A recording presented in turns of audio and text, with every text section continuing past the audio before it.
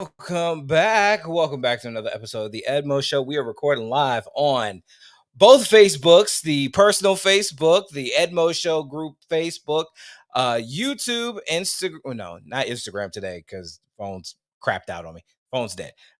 Twitter, and I believe that's it today. Yeah, that's it. But you guys can also, if you guys are having, because I know some people are saying, well, I hate YouTube and all this other stuff. You guys can catch me on Rumble. Unfortunately, I can't record live on Rumble. I can only record live on Facebook and the Twitters. You guys can also catch this when I get around to uploading it on the podcast version. For those of you that are on the personal Facebook page, if you guys want to be able to see whatever is on my screen, you guys can go over to just click the link. And well, matter of fact, let me go ahead and drop this in both. For those of you that are on the Facebook, the YouTubes, you guys can, and I believe the Twitters. Yep. No, only Facebook and YouTube. You guys, I just dropped the link so that way if you guys want to call in and do all the other stuff, we are trying to open this thing up for active callers. So, but before we get into anything, let's go ahead and hear from our first sponsor. As an American citizen, we have what is called let me start over again. As an American citizen, we have what is called the Constitution. And within that Constitution, we have what is called the Second Amendment, which acknowledges your right to keep and bear arms. If you live in the DC, Maryland, and the Virginia area, and you want to learn from professionals, contact my friends over at FTI. That is Firearms Training Incorporated, where you will get basic safety, marksmanship training, concealed carry training, stop the bleed, and much more. Just go to ftigun.com and schedule a class today. Trust me, guys, I've taken the class with the owner. It is an awesome course to take. It's real fun. You guys will learn a lot. Even for me, as someone who is a gun guy, I learned a lot. So, yeah. So today's episode, and I'm pretty sure I'm going to get in trouble, because I've already gotten chastised once by this, but who cares? I'm very hard-headed. I'm very stubborn, and I like pain a little bit. So today's episode, it's a twofer because I didn't really get around to doing an episode on Monday, and today's Wednesday. So I'm going to give you guys a twofer. It's a hybrid episode. We are going to be talking about Uncle Tom 2, the documentary, on top of a current story that's going on down in Fulton County, if you guys haven't heard about it. So, excuse me. So let's go ahead. For those of you that are on my personal Facebook, unfortunately, you guys won't be able to see this. Actually, let me see if I can. No, I think I tried that last time and it didn't work. Yeah, I don't think that's going to work this time. All right. So we're going to go ahead and just start this trailer.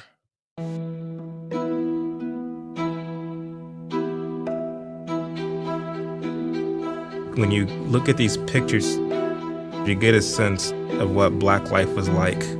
Some of them look pretty prosperous. Divine providence was clearly operating in the lives of Black Americans. Throughout history, Black folks were honorable. They had integrity. That's what Black people were. We were never taught that America was bad and that we were not Americans. We were raised to love America. Protesters topple a statue of Christopher Columbus, and hundreds of statues have been vandalized. You see people trying to rewrite history. The American people know these names have to go. Why is that? Whenever you have something to be proud of, people have less of a chance of controlling you. This country is racist from top to bottom, from right to left. And for Black people to become a part of that is for them to become, in fact, anti-Black and to hate themselves. Y'all murder my friends! There is no country in this world that a Black person would rather be. Unless, of course, they grow up in this country. Oh, man. You broke the contract with for 400 years. We played Then your game. they're fed a lie that is so deceptive. Black lives matter.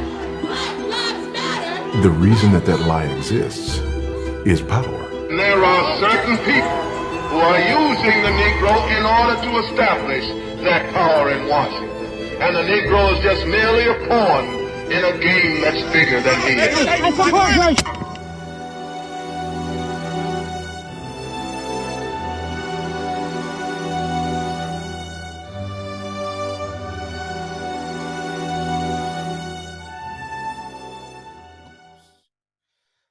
All right, so there you guys go. You guys just saw the trailer to Uncle Tom 2. If you guys have not seen the first one is really good. The second one, even better. Now, unfortunately, let me see. Type this in real quick. Ooh. I cannot type today. Okay. All right. So, if those of you who don't know, let me go ahead and share this screen. All right. Let's go ahead. So, first of all, Uncle Tom 2. So, Uncle Tom 2 is an odyssey depicting the gradual demoralization of America through Marxism infiltrating of its institutions. The film explores how this depictive ideology has torn apart the fabric of society while using Black America as its number one tool for its destruction. Sorry.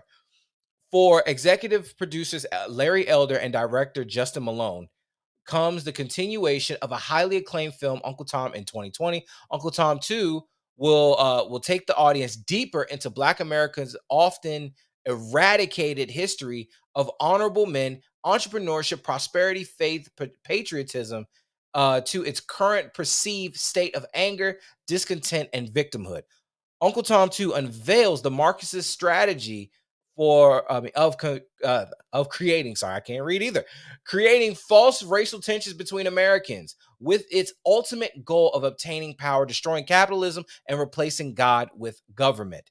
So that's just a description of what this movie pretty much entails. And for those of you who have never heard of Uncle Tom's Cabin, which where the derogatory term Uncle, you know what? First, let me go ahead and drop this because I need to talk to you guys real quick. I need to talk to you guys one on one because I've been called Uncle Tom before. So if you don't know what a lot of people who use the term Uncle Tom have never read the book. Most people today have never read Uncle Tom's Cabin. They don't really know who Uncle Tom is. They're just repeating what they've heard. You know, whenever they say Uncle Tom, that means, oh, you want to be subservient to the white man. You want to appease the white man. But if you guys really read the story, Uncle Tom is actually taking on the punishments of the slaves. Uncle Tom was actually protecting the slaves. Uncle Tom was actually trying to help, but you got this dude over here, Sambo, who is the real villain. So people want to sit here and use this term Uncle Tom. And once I educated myself, the fact that I still get called an Uncle Tom today, I just laugh and I tell them thank you. I'm the biggest Uncle Tom you ever want to meet. So, I mean, it's just really unnerving the level of ignorance. However, that's the way people wanted it. And if you guys don't know the history of that book, they actually banned the book for a period of time. You couldn't even get the book anywhere. You couldn't even hear the story because it really shows just how evil and manipulative certain people really are. So, and if you guys don't know who Uncle Tom really is, the story was actually depicting this guy, Mr. Josiah Henson. So let's go ahead, and it's in the Smithsonian. So the story, let me see. I'm just going to read a quick view of it. So the story of Josiah Henson, the real inspiration for Uncle Tom's Cabin, before there was the novel by Harriet Beecher Stowe, a formerly enslaved African American living in Canada, wrote a memoir. God dang it, wrote a memoir detailing his experience. From its very first moment print in March 20, 1852, Harriet Beecher Stowe's Uncle Tom's Cabin was a smashing success. It sold 3,000 copies on the first day, and Frederick Douglass reported that 5,000 pages, the entire first print, were purchased within 4 days.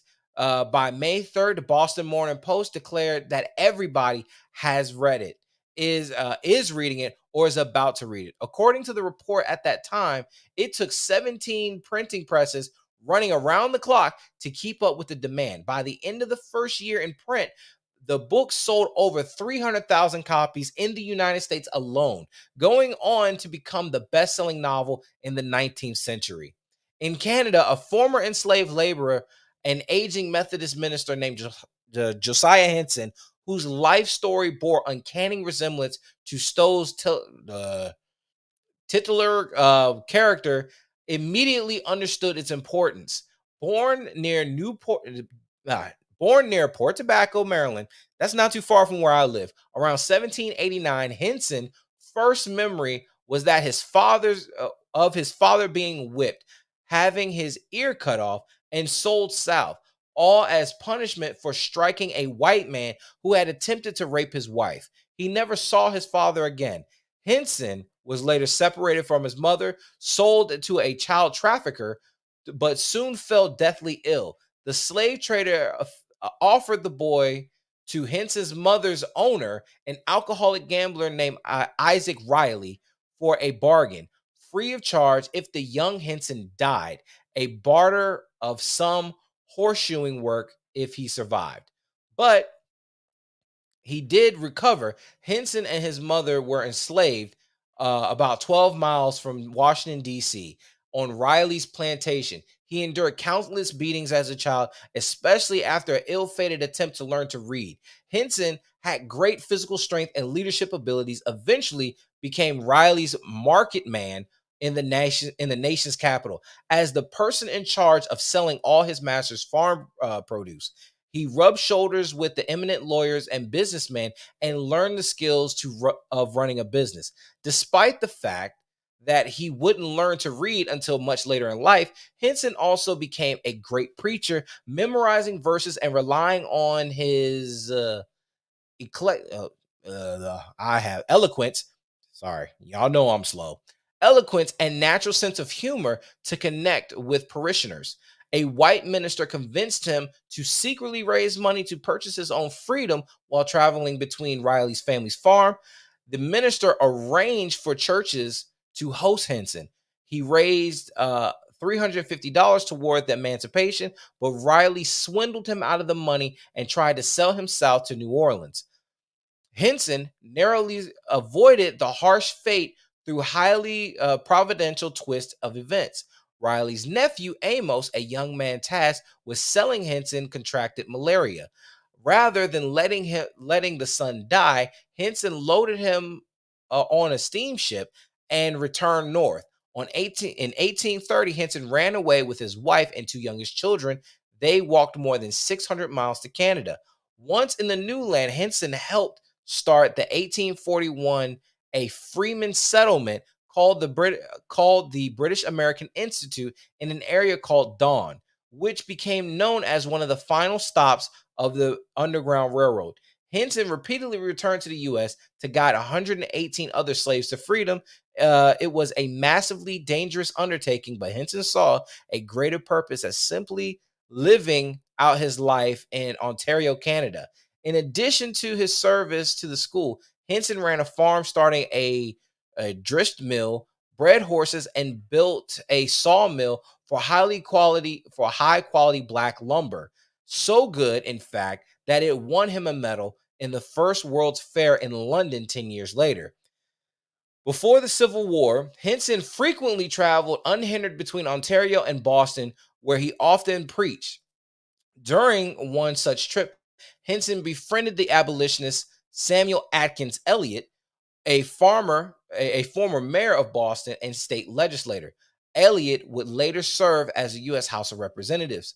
Impressed with Henson, Elliott offered to pen the story of his life as a memoir. That book, titled The Life of Josiah Henson, former slave, now inhabitant of Canada, and as narrated by himself, was published in early 1849. You guys can see that book right there. I'm pretty sure you can buy it on Amazon. Henson's book garnered attention at the abolitionist reading room in Boston, as well as like-minded households throughout the North. On one of his trips home from Boston, Henson took a detour to visit a woman who was about to write a book of her own.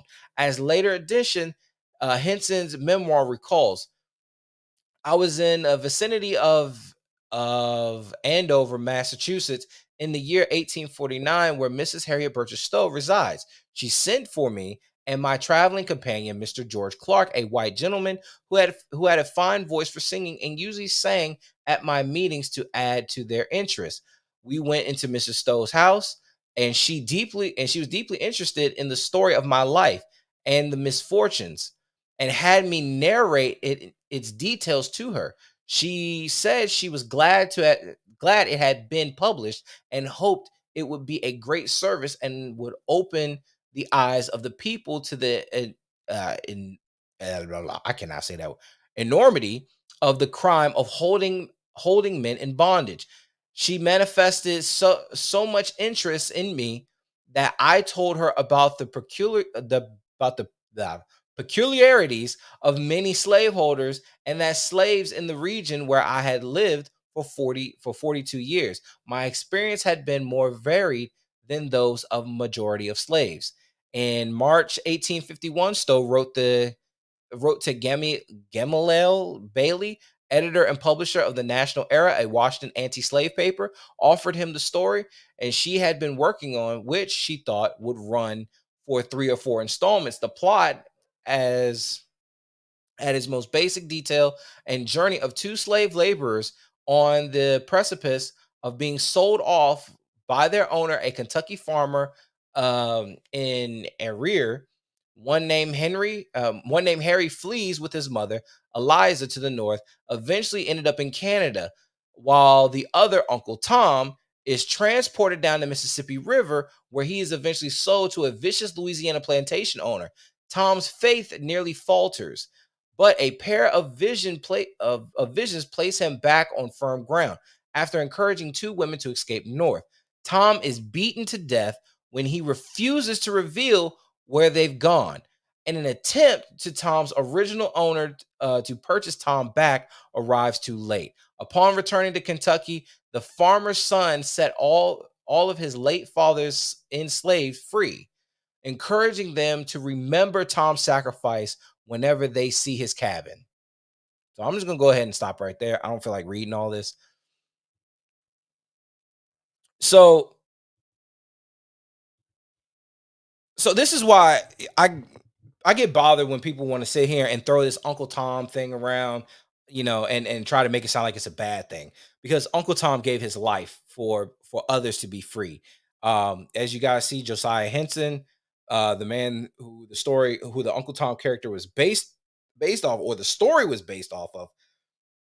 I don't understand how people can sit here and say, like, calling someone Uncle Tom as a negative thing. Now, I made a post the other day. I'm gonna go ahead. I'm gonna see if I can find it. I made a post the other day because I was deeply inspired by the documentary. And I said, these are the 3 men responsible for the failures of the black community. W.e.b. Du Bois is a freeborn black who was an atheist socialist, who was a Harvard trained communist. He was propped up by white Marxists to be the face of the NAACP, a communist front to profit off of manufactured racial tensions.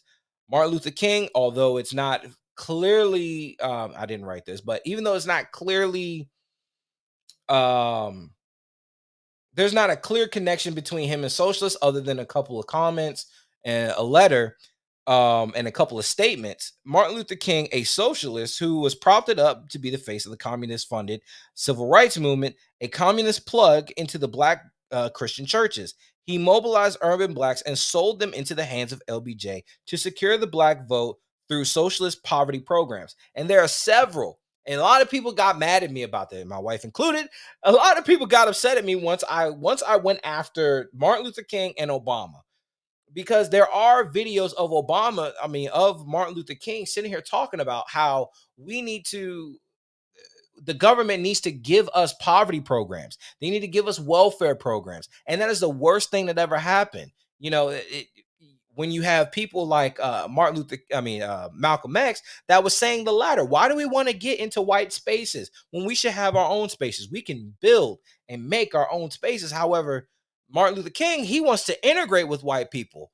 Even though, now, am I saying that Martin Luther King is completely wrong? No. However, what he did in selling the civil rights movement to LBJ and the connections, because let me see, there is a letter.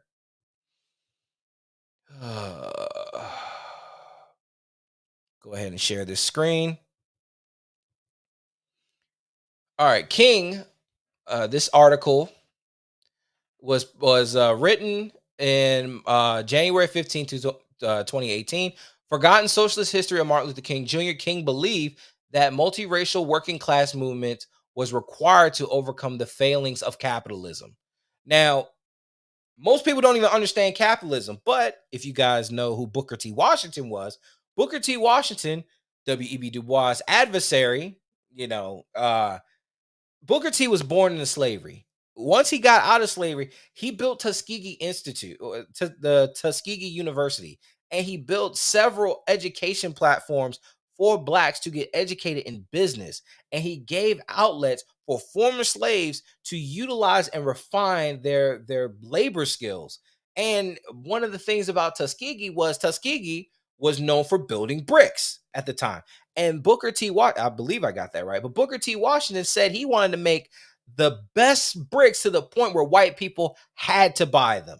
Not just buy them because he was black, but they had to buy them because they were the best. And that's how capitalism works. A lot of people want to sit here and get upset about capitalism, about people getting rich, but you don't get rich just because you sell stuff. You get rich because you're the best. You get rich because people want to buy your products.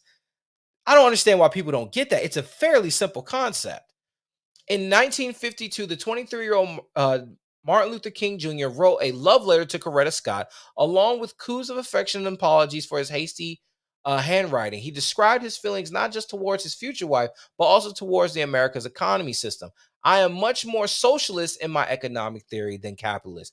He admits to his then girlfriend, concluding that capitalism has outlived its usefulness. King composed those words as a grad student on the tail end of his first year at the Boston University School of Theology. It's interesting that when we send people to university, they come out a lot more socialist and they come out a lot more just weirder than when they went in. Again, W.E.B. Du Bois, he went to Harvard. He was a Harvard grad. He was one of the first blacks to graduate Harvard Law School, I believe. He was one of the first blacks to graduate Harvard, and he was a devout atheist and a socialist. King composed these words as a grad student, and far from representing just the utopianism of youth, the view expressed in the letters would go on to inform King's economic vision throughout his life. As Americans honor King on his birthday, it is important to remember that the civil rights icon was also a democratic socialist, committed to building a broad movement, overcoming the failings of capitalism, and achieve both racial and economic equality for all people. Now, again, isn't that one of the utopian selling points of Marxism? They want to get rid of the bourgeoisie and the proletariat. They want everybody to be the same front. Same thing with the civil rights movement. They don't want to see the whites as the bourgeoisie and the blacks as the proletariats. They want everybody to be on the same front. Now it is far-fetched because there's not a lot of proof out there. However, once you really comb through the civil rights movement with a fine-tooth comb, you see nothing but Marxist theory and strategies all throughout it. Capitalism had brought about a system that takes necessities from the masses and gives luxuries to the classes. That's a misunderstanding of what capitalism is. King wrote in his 1952 letter to Scott. He would echo the sentence 15 years later in his book, Where Do We Go From Here? Chaos or Community? Capitalism had often left a gap of superfluous wealth and abject poverty, and has created conditions permitting necessities to be taken from the many to give luxuries to the few. Again, actually, that's communism. Communism wants to take wealth from the masses and give it to the few. That's what it does. Because if you look at any, and to be perfectly honest with you, I look at Marxism, socialism, and communism as a butterfly effect. You start out with Marxism, that's the larva, then you morph into socialism, that's the cocoon. Then it comes out as communism. Communism is like the grand scheme. Marxism is more individualistic, socialism is more communal. Next thing you know, you got communism, which is the granddaddy of them all. So, in his infamous 1967 Riverside Church speech, King thundered, "When machines and computers' profit motives, and property rights are considered more important than people, the giant triplets of racism, materialism, and uh, militarism, uh, militarism are incapable of being conquered." In an interview with the New York Times in 1968, King described his work with the Southern Christian Leadership Conference this way: "In a sense, you could say we are engaged in a class struggle." So again, you got to listen to those words, class struggle. Now, the last part that really got me in trouble with people, especially my wife. Let me see. Let me get to crap. I got out of it. So the part that kind of got me in trouble with a lot of people was when I came after their golden calf, Barack Hussein Obama. So Barack Obama, a socialist propped up to be the face of the Democratic Party to further the communist agenda in America. By destroying the family and free market economics, instead of rolling back regulations on business so the entrepreneurs could compete easier in the economy, he gave us Obama phones and Obamacare. He said that you can't wave a magic wand to fix the economy, but he sure did find one to make it worse. And black Americans felt it the worst under the black president, unless you are dependent on the government socialist allowance. He also gave rise to BLM, another white communist organization like the NAACP in blackface. All three of these socialist men have propped up and strategically positioned by white communists to further the communist agenda by weaponizing racial difference and as laid out in the Communist Manifesto. If you guys haven't read the Communist Manifesto, I suggest you go do it.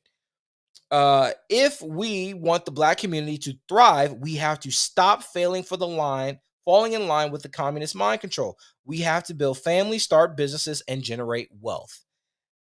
And there were some people that got upset at me for that. Now,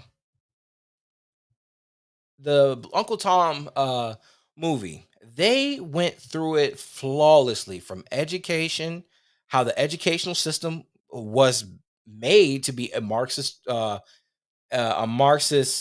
mill, because before then, because people always say, well, what are we going to do? Like, we can't get rid of government out of everything. We should. Government has no business educating our kids. Before public school education, which is really relatively still new, it's no more than 60 years old. People were actually being educated by the church or their community. Someone who had an education would teach the masses.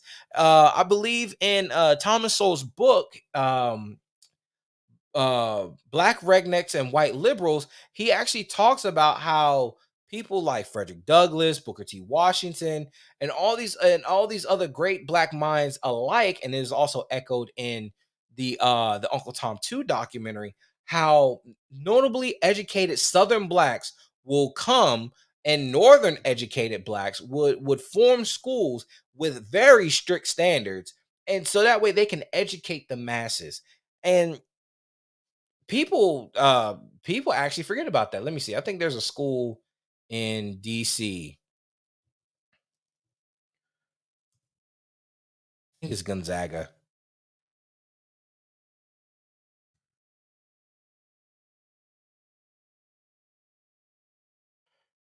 Yeah, Dunbar High School. Let me see. Let me move this. And this was in Thomas Sowell's book. Okay, I can't do it. There we go.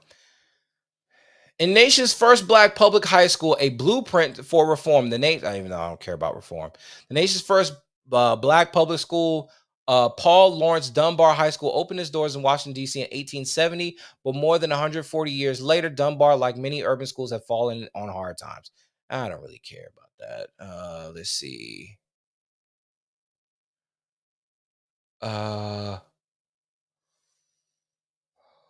Let me see. Yeah, they also have a book.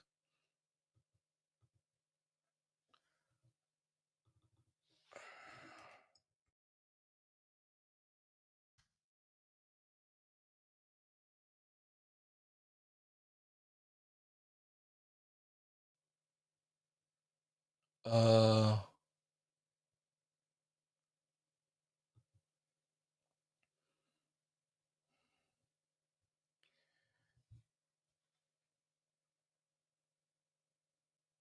Let me see. Yeah, I think I need to. Either way, yeah. So Dunbar was one of the first black high schools in America. Um, it was a really good school back in the day. Now it's just it's crap.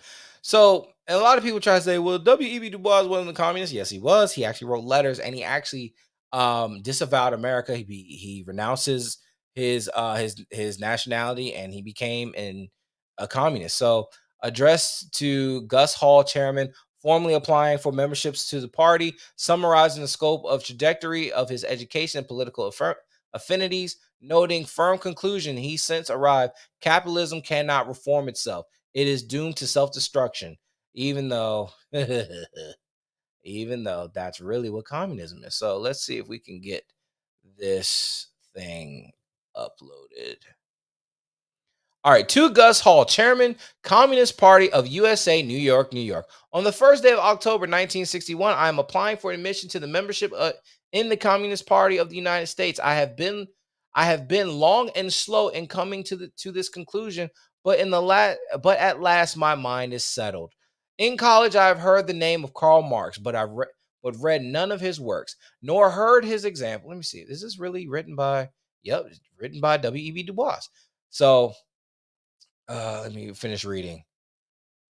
Where was I at? No, read none of his work and heard them explain. At the University of Berlin, I heard much of those thinkers who had definitively answered the theories of Marx, but again, we did not study what Marx himself had said. Nevertheless, I attended meetings of the Socialist Party and considered myself a socialist. On my return to America, I taught and studied for 16 years. I explained the theory of socialism and studied the organized social life of American Negroes. But still, I neither read nor heard much of Marxism. Then I came to New York as an official of the new NAACP and editor of the Crisis magazine. The NAACP was capitalist orientated and expected support from rich philanthropists, but it had strong socialist elements in the leadership in person, like Mary Orvington, William English Wallens, and Charles Edward Russell. Toward their advice, I joined the Socialist Party in 1911. I knew then nothing of practical socialist politics, and in the campaign of 1912, I found myself unwilling to vote for the socialist ticket, but advised Negroes to vote for Wilson. This was contrary to the Socialist Party rules. Consequently, I resigned from the Socialist Party. For the next 20 years, I tried to develop a political way of life for myself and my people. I attacked the Democrats and Republicans for monopoly and disfranchisement of Negroes. I attacked the Socialist Party for trying to segregate Southern Negro members. I praised the racial attitudes of the communists, but opposed their tactics in the case of Scottsboro boys and their advocacy of Negro states. At the same time, I began to study Karl Marx and the Marxists. I read Das Kapital and other communist literature. I held the Russian Revolution of 1917, but was puzzled by the contradictory news from Russia. Finally, in 1926, I began a new effort. I visited the communist land to the Soviet Union. I went to the Soviet Union In 1926, 1936, 1949, 1959. I saw the nation develop. I visited East Germany, Czechoslovakia, and Poland. I spent 10 weeks in China, traveling all over the land. Then this summer, I rested a month in Romania. I was uh, I was early convinced that socialism was an excellent way of life, but I thought it might be reached by various methods. For Russia, I was convinced she had chosen the only way. She had chosen the only way to open to her at the time. I saw Scandinavia choosing a different method, halfway between socialism and capitalism. In the United States, I saw consumer cooperation as a path from capitalism to socialism, while England, France, and Germany developed in the same direction in their own way. After the Depression and the Second World War, I was disillusioned. The progressive movement in the United States failed. The Cold War started. Capitalism called communism a crime. Today, I have reached a firm conclusion. Capitalism cannot reform itself. It is doomed to self destruction. No universal selfishness can bring social good to all. Communism, the effort to give all men what they need and to ask for each the best they can contribute. What? Let me say that again. The effort to give all men what they need. Trust me, I was in the military. Military gives you bare minimum. To give men what they need and ask for the best that they contribute. The only time you're supposed to give the best to anyone is to God. That's it. This is the only way of human life. No, it's not. It is a difficult and hard end to reach. It has and will make mistakes, but today it marched triumphantly in education and science, in home and food, with increased freedom of thought and deliverance from dogma. Again, he just sat here and said it. In education and science. Hey, we see it today. And now you have schools that said men can be girls, girls can be men, and yada, yada, yada. There's all these different flavors of genders and all types of other stuff. In the end, communism will triumph. I want to help to bring that day. The path that American Communist Party is clear. I will provide the United States with a real third party and thus restore democracy to this land. I will call for one, public ownership of natural resources and of all capital. So that means the government owns everything. Pretty much like we got today. Public control of transportation and communication. Pretty much what like we got today, because you can't say anything anymore. You'll get censored, sanctioned, kicked off. I think now you got Donald Trump's been kicked off, and hell, Google's even kicked off his app off of their search engine. Cobra Tate is kicked off of all social media platforms. The abolition of poverty and the limitation of personal income. So not only that, first of all, you can't abolish poverty. That's never going to happen. And then on top of that, you want to limit personal income. Doesn't that sound a lot like what the Democrat Party wants to do today? They want to limit your income. They want to sit here and chastise you and tax you heavily for actually being productive. No exploitation of labor. What? That's literally what communism does. All communism does is exploit people for labor because you're not getting what you're paid. Well, you're not getting paid what you're worth. If I'm sitting here getting paid, if I'm sitting here, let's just say, I'm just going to use the biblical model. If I work 6 days a week, I should get paid for the 6 days a week. However, I get paid 6 days a week. The government sits here and says, well, full time is 32 to 40 hours. Anything past 40 hours is subject to tax. You're getting taxed on your overtime. So now I'm not only getting taxed for my income, but I'm getting double taxed for working more. Taxation is theft, people.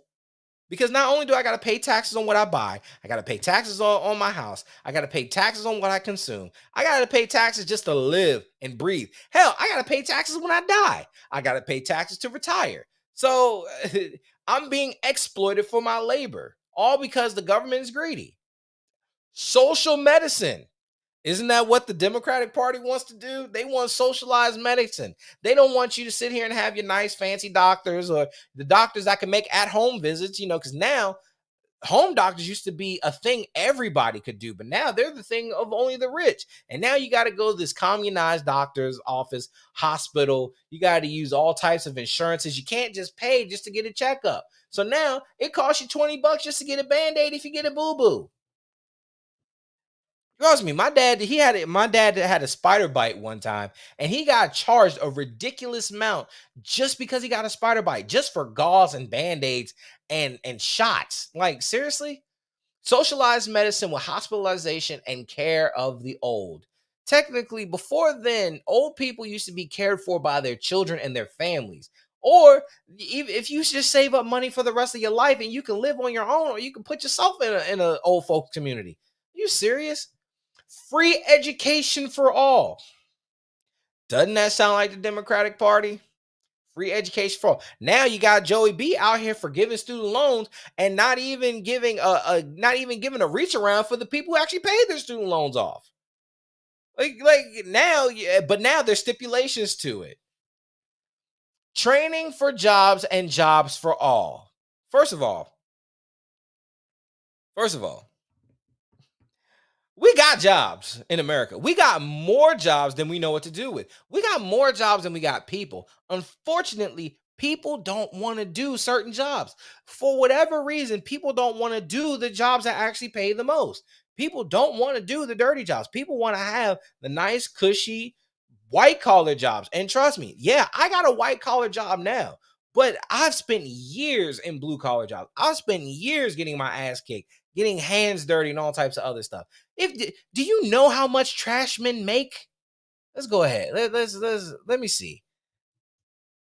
Average. I cannot spell.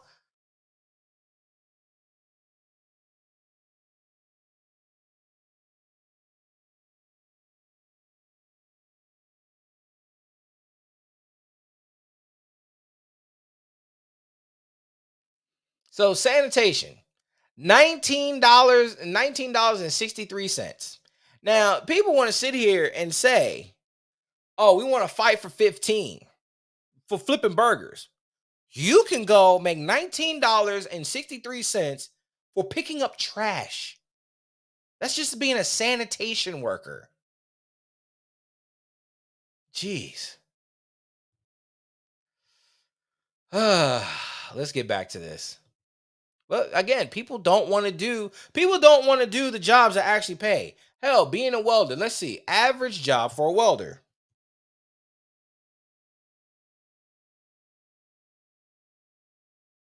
Right, I hit the average job in Maryland for a welding job, $18.20. That's in Maryland.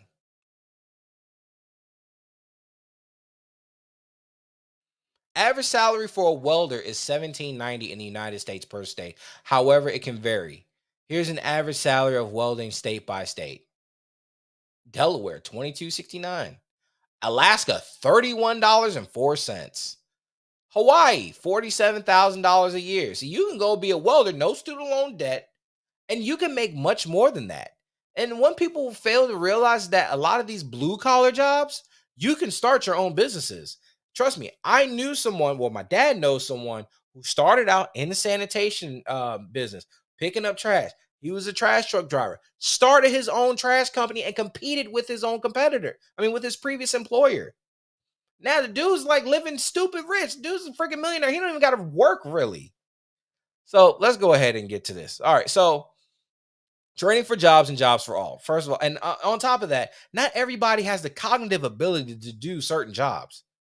But if my cousin who is special needs can get a job, I don't understand why any able-bodied person can't get a job. If I know that there's people out there with dwarfism that can sit there and get an office job, I don't know why there's able-bodied people sitting at home sucking up public welfare. All right. Discipline for growth and reform. I have no idea what that means. Freedom under the law. Well, okay. So here's how this works. You have the law. Law says X, Y, and Z. You're as long as you stay, or as long as you don't violate these things, and most of the laws are relatively reasonable. However, once you get into these democratic states, and a lot of these states with a lot of democratic overreach, a lot of these states like to create arbitrary laws that don't mean anything. You can break the law just for crossing the street. So, but anyway, first of all, you got the Constitution, you got the Bill of Rights. As long as that is the law of the land, as long as you don't violate that, you're free. You can do whatever you want. As long as you're not sitting, but here's the thing: as long as you're not sitting here harassing anybody, trying to murder anybody, all this other stuff. No dogmatic religion. See, now he wants, of course, define dogmatic. Well, let's see. What does dogmatic mean? Dogmatic, inclined to lay down principles as incontrovertibly true. So he's trying to say, and listen to this. Do you understand how retarded Marxism, communism, socialism, how all that sounds? Because he wants to say no dogmatic religion while he's sitting here making a religion. Because if you can't do these and you got to get these, that's a religion. These aims are not crimes. They are practiced increasingly over the world. Practice, okay, yeah, practice. I sound so stupid when I said that. Practice, that is so. I'm so used to seeing. I don't see practice spelled like that. They are practiced all over, increasingly over the world. No nation call itself. Okay, I guess that's a typo. Can call itself free, which does not allow its citizens to work for these ends. W.e.b. Du Bois. Or Dubois. I don't care. Yeah, and this is his letter that he typed up. So, yeah. So now I want to get into another story, because one of the things that they touched on was the BLM riots and just the backwardness of modern culture. And you have a DA in Georgia that is now targeting some of this backwardness. Let me go ahead and play this video for you guys. Targeting anyone, but however, you do not get to commit crimes in my county and then decide to brag on it, which you do that for a form of intimidation and to further the gang and not be held responsible. One of the lyrics used in this indictment, just one of the lyrics, is me and my crew striking in all black. Send me the drop, we'll kick in the house. If we steal a car, we're going to take off the tag. Well, they kicking indoors, committing home invasions, and now I'm using those lyrics that they're admitting to doing that. I'm going to continue to do that. People can continue to be angry about it. I have some legal advice. Don't confess to crimes on rap lyrics if you do not want them used, or at least get out of my county. Boom. Boom. Don't confess to crimes in rap lyrics. Oh my goodness. Like, oh man. And apparently people are pissed off about this. So even though I said she's targeted, but she says she's not. But okay, Atlantis. Okay. So 26 alleged gang members indicted after a series of crimes against Atlanta celebrities. Fulton DA says. Fannie Willis, this is the woman in the video. Fulton, let me go ahead and put this back up on the stream. Fulton County DA said the gang targeted and tracked those who flaunt their wealth on social media. Atlanta, there were 26 people arrested in connection with gang-related activity in the metro Atlanta. Many incidents are connected to a well-known celebrity in the city, according to Fulton District Attorney on Monday. DA Fannie Willis announced that they are formally bringing RICO charges against the drug-rich gang. If you thought Fulton was a good county to bring your crime to bring your violence to, you are wrong. You are going to suffer the consequences, Willis said. And today is the start of some of those consequences. The office said on that the gang targeted and tracked those who flaunt their wealth on social media. Many were celebrities, included Calvin Ridley, Brad Guzman, Marlo Hampton, Brittany Mealy. I'm not going to read all that. Willis also mentioned that not all were celebrities. Commonalities were showing wealth and excess on social media. So I do have a message to the public where it is kind of fun to put those things on social media and show off, Willis said. Unfortunately, these gangs are becoming more savvy, more sophisticated in the ways that they are targeting you.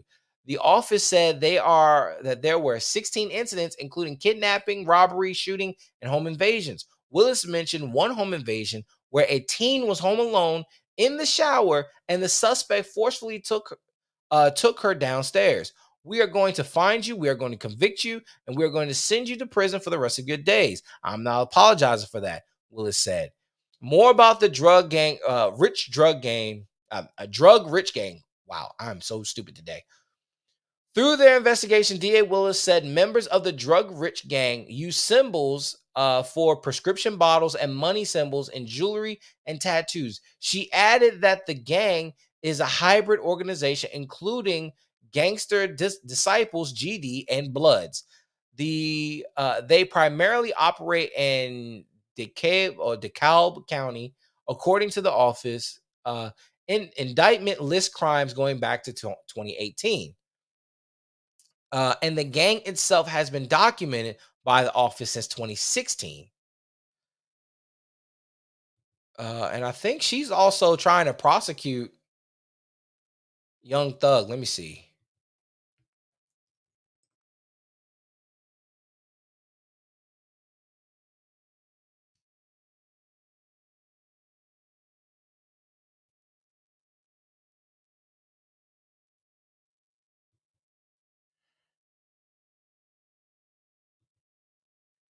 Yeah, this was just a day ago.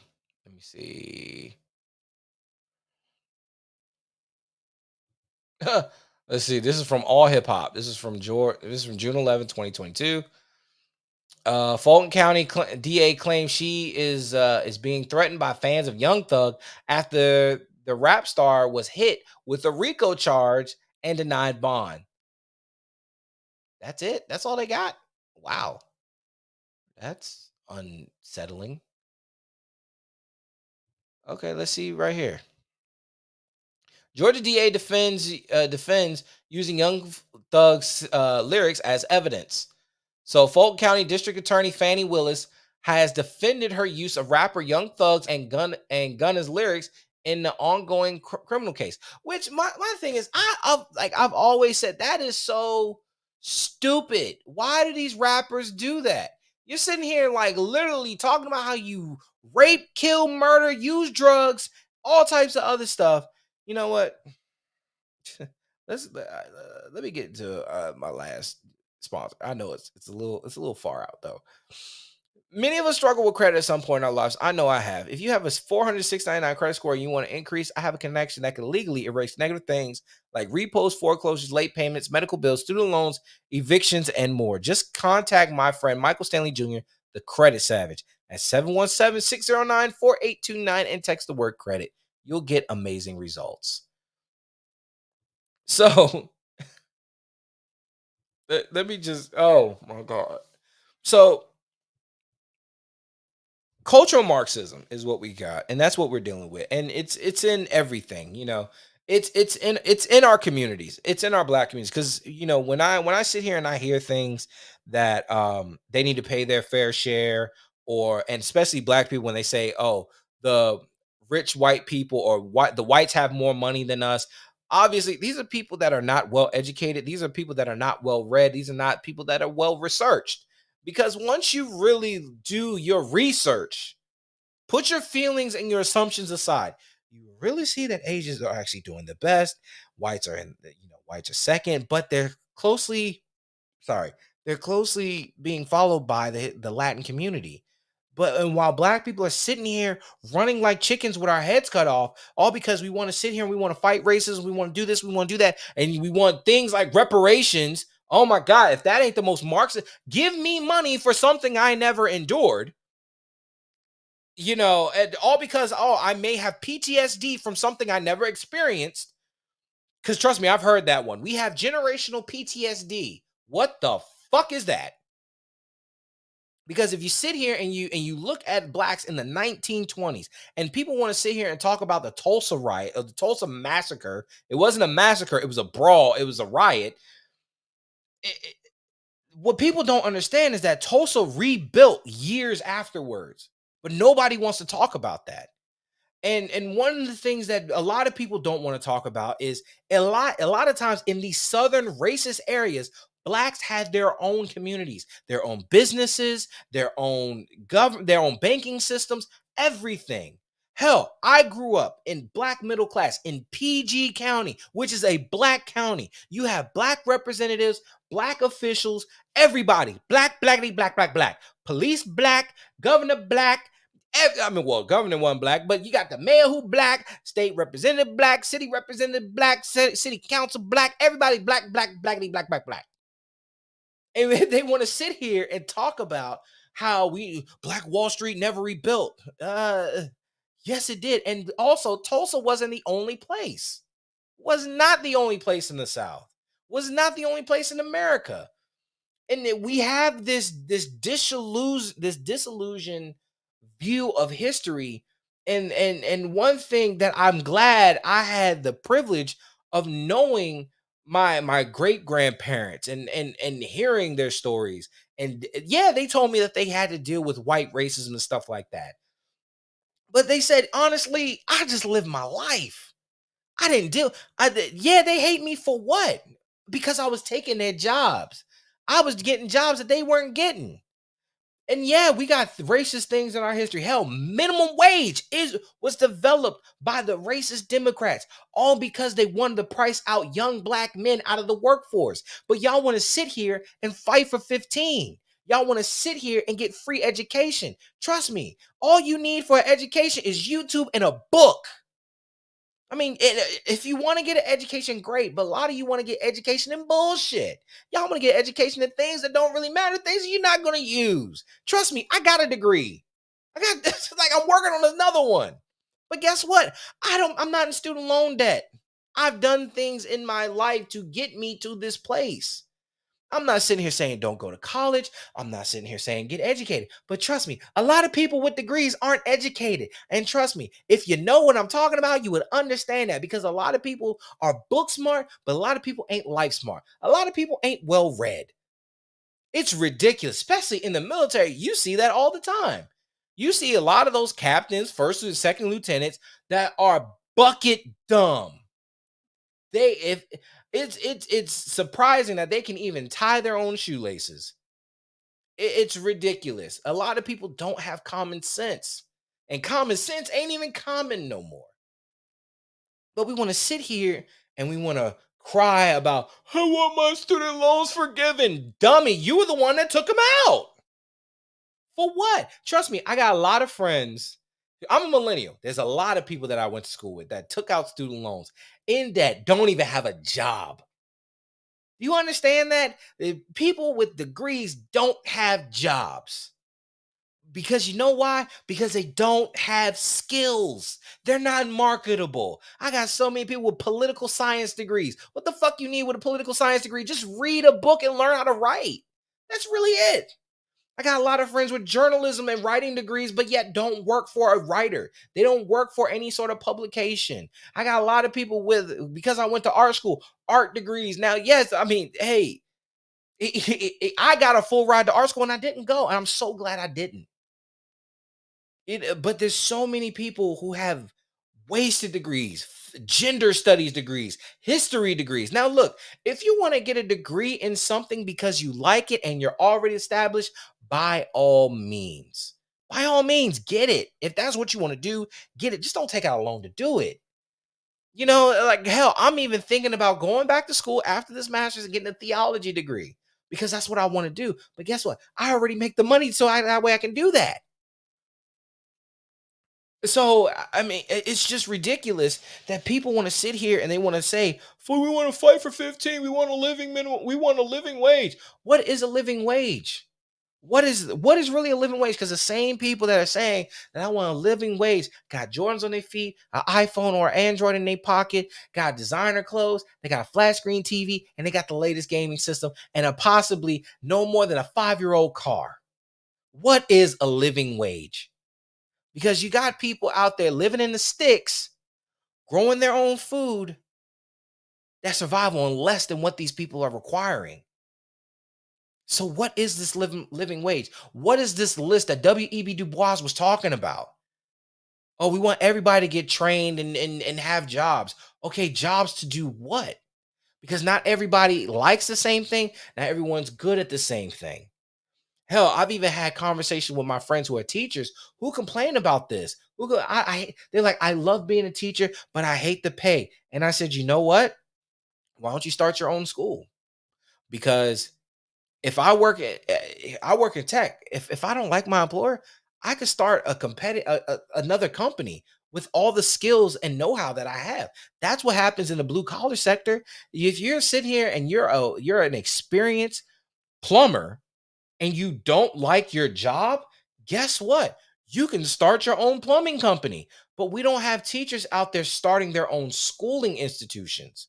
There are some. Dr. Duke Pesta, he started his own school. I even broke down the math. I said, guess what? If you sat here and if you charge like this price for per student, you can make your own salary. Even if someone was to start an institute, and let's just say they charge $10 per student, they got 30 students per class, especially in this technical age, you can have as many kids as possible. But let's just go for a conservative number, 30 students. You charge $10 per student per hour. That's $300 an hour that you just made right there. $300 an hour. And let's just multiply that by however, like you can literally manipulate you can live a certain way, but somebody has to go out there to do it. But you know what is also the problem? We have a lot of these institutions that are in the way with all these regulations. Hell, I would love for educational institutions to not be as regulated as they are. I mean, hell, even with all the regulations, they're turning your kids gay, they're turning your kids crazy and suicidal. They got your kids in there doing drag queen story hour. They're switching out the clothes that you sent them to school in, and they're giving your kids cross-sex hormone therapy without your consent. And not on top of that, if they get pregnant, they're also doing abortions in schools, or they're sending them to abortion clinics. So let's not sit here and act like this ain't happening, people. But you want to sit and complain and have the government and have daddy government do everything, but you don't want to do it yourself. Fight back. That's what the blacks fresh out of slavery did. They fought back economically. Booker T. Washington did it by building bricks and having the best bricks on the market. But hey, we gotta have free healthcare. We gotta have free education. We gotta have this. We gotta have that. I mean, honestly, if anything's free, I'm always skeptical about it. And plus, honestly, ain't nothing free, even if they give it to you. This education that you're getting, it ain't free. It's taken out of your taxes every time you get paid, every time you pay a sales tax. Your taxes, even when you pay your own home, you're paying for this failed public school education. And then now you want to chalk on healthcare on top of that. Now you want to chalk on student loan forgiveness on top of that. Only thing you're asking for, yeah, I want free stuff, but make my life harder at the same time. Because guess what? Everything is going to have to go up to pay for that. And guess what? These schools ain't lowering their prices either. So while you're sitting there begging for this, begging for that, and you got people like me saying, yo, stop it, cut it out, start your own school, send your kids to private school. I can't afford private school. Yes, you can. You just got to budget better, or better yet, make different life decisions. Be an adult. If you sat down there and had the 5 minutes of fun to make them, you should sit down and have a 5-minute plan on how to educate them and feed them at the same time. I understand life is not easy. I understand life is hard. But guess what? In this technological age, you got little kids becoming millionaires off of doing toy reviews. There's really no reason why anyone is poor outside of mental inability. And again, I have a cousin that is special needs who has a job. And also on top of that, I'm not saying everybody got to get rich. A lot of the times people live beyond their means. Hell, I did it. I've lived beyond my means once upon a time in my life. I know a lot of people who did it. You know, you want to go out, you want to have fun, you want to do that, but guess what? You're living paycheck to paycheck. You got to make different decisions. You got to move differently. People don't want to do that. But it's easier to blame the racial boogeyman. It's easier to blame the government. I mean, yeah, the government's at fault, but guess what? You put them there. On top of the fact that they've rigged elections and all the other stuff. But guess what? You put them in there to rig the elections. Guess what? There are still people out there who like Joe Biden. I see the stickers. I know tons of AKAs that love Kamala Harris. It's ridiculous. Ugh. But I'm just saying, like, people like the roaring 20s was the golden age for a reason. That's because everybody was out there doing it. And the reason why we had the Great Depression after that, because the government got involved. Because a lot of people voted for these socialist programs. So all I'm sitting here saying is, do your research before you start, going at people. But anyway, that's it. If you guys, Bernie, what we got? I am once again asking for your financial support. Thank you, Bernie. We are asking for your financial support. So if you guys want to support us, please go support our friends over at FTI. Go support our friends over at Credit Savage. Go support our friends over at New Skin Cosmetics. Go support my man, my friend, my mentor, Alfonso Rachel. Go support my whole entire Edmo Show family. Please, and you guys can go over to our Teespring store. We got t-shirts. We're trying to work with designers to get new designs out. If you guys have any ideas of what you would like to see, just shoot us a message on our email. We also got PayPal. If you don't see anything that you like on our Teespring store, just drop a buck in the bucket, as long as it's not your bottom crusty dollar. But until then, it's been fun. I will see you guys Friday, hopefully. Just to let you guys know, the schedule of the show is going to change a little bit because we got a lot of stuff going on behind the scenes. Trust me, there's a lot of moving parts in my life right now. But until then, I will see you guys next time. Peace out.